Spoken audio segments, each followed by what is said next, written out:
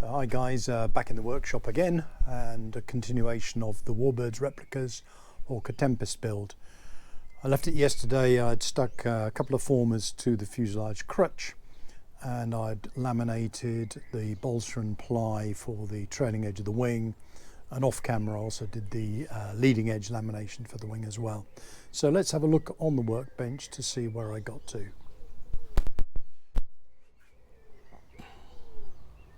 So here are the formers on the crutch. Let's just move the supports out of the way. That's good to go. So the plan now is, what I will do is I'll, before I attach the top formers, I'll glue this to the fuselage sides, which are over here, which were on my magnetic workbench, and the doublers are in place, so we can get on with that. Here are the trailing edge laminations. You can see there the laminations ready to go, and there are the leading edge laminations in place. One thing I meant to have said when I did the video yesterday was that when you laminate these together, try and get it dead flat, the front, because that's going to join to the false trailing edge of the wing. So the least amount of sanding to make that square you've got to do, the better. Okay, and also keep them intact, the aileron piece and the trailing piece. Don't break those away yet. Okay, so let's get back to the workbench, and I'll change cameras over so that we can see me getting on with sticking these to the fuselage sides. So just lining everything up just to make sure everything sits in place, and there's a notch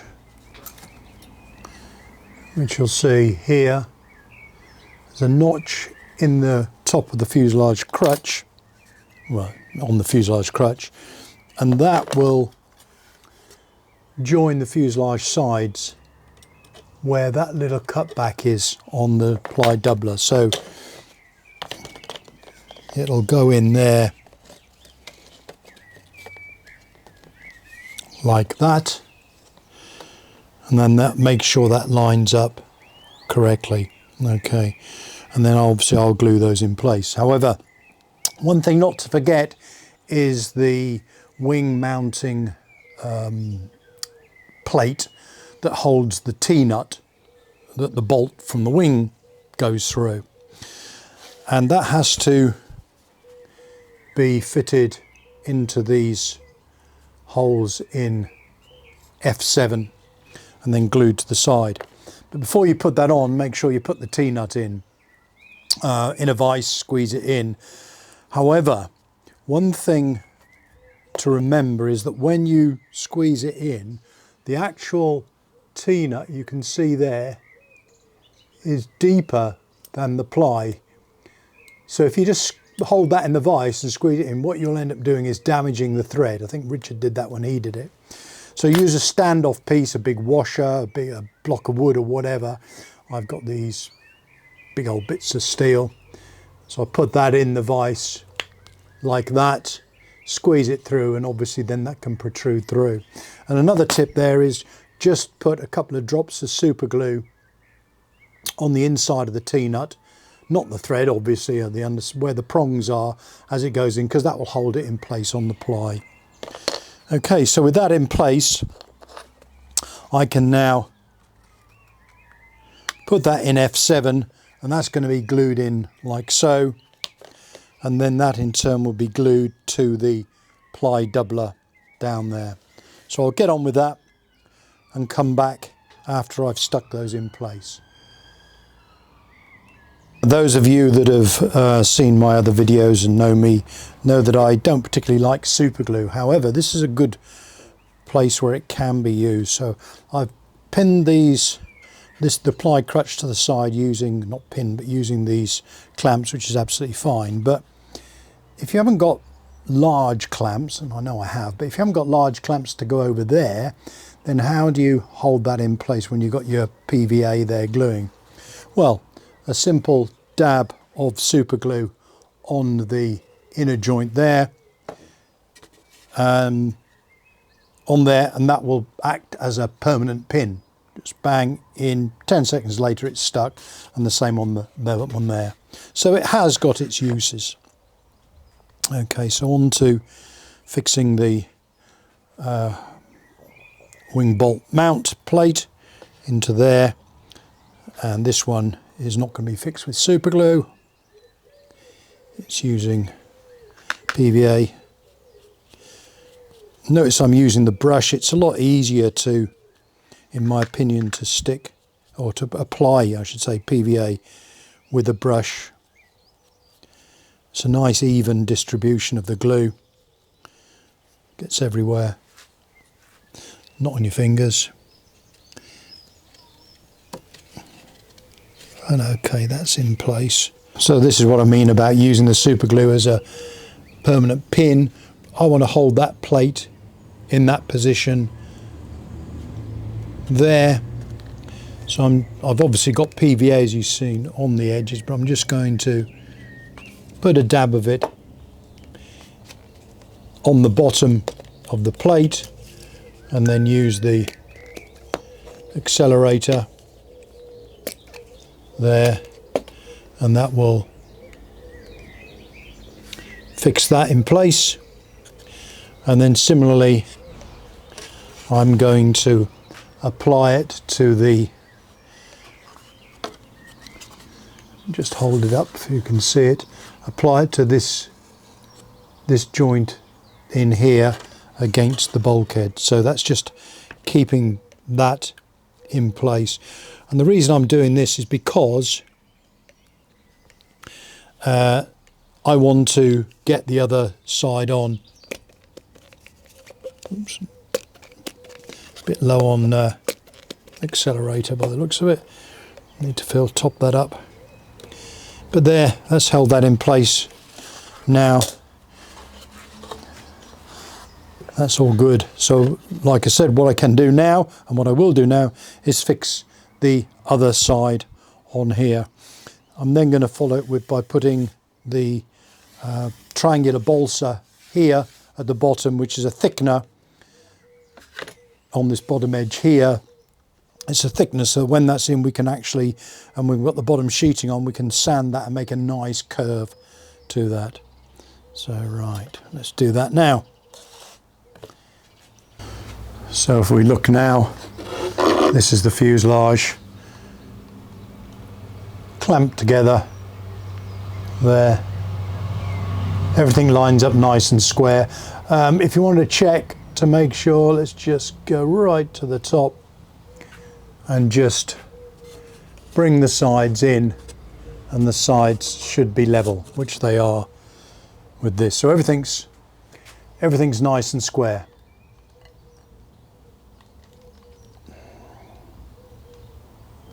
Which is good.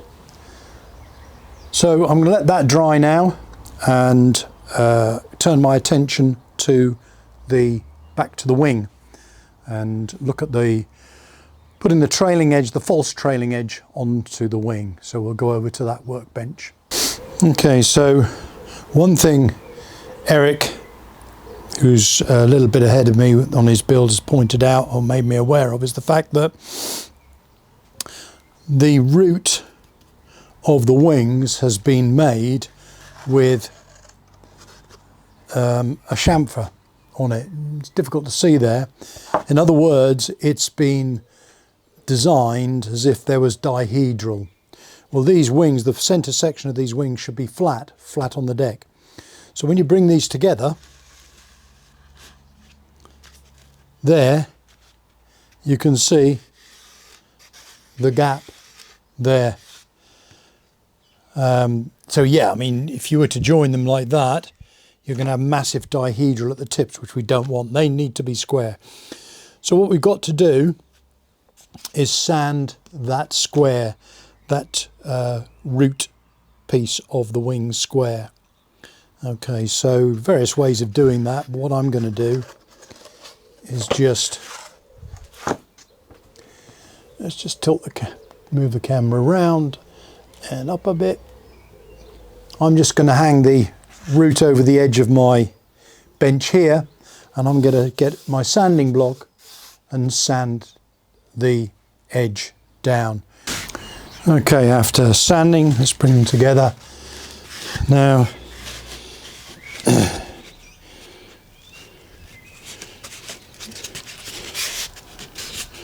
there we go. That is much better. I haven't got the big gap there, which is good. If I turn that round to face me, there. Yeah, there's no gap there at all, which is good. Excellent. So I'm pleased with that. That's all ready now to work on. So like I said before, I'm going to fit the trailing edge. There is a right and a wrong way for the trailing edge. One end is thicker than the other end, and if you look at the trailing edge of the wing, the root, believe it or not, is thinner than the tip. So just make sure when you put them on, you get them on the right way, like so. Okay, I'll be sticking these on with Gorilla Glue Brown because my preferred glue for sticking to polystyrene is Gorilla Glue Brown. Okay, so a bit of a recap of where I've got to today. The fuselage, I've obviously put both sides on. The triangular support pieces have been put in place. The top formers have all been glued on. Just be aware of the fact that, and don't fall foul of this, that the formers, so this is F8, F6 and F5.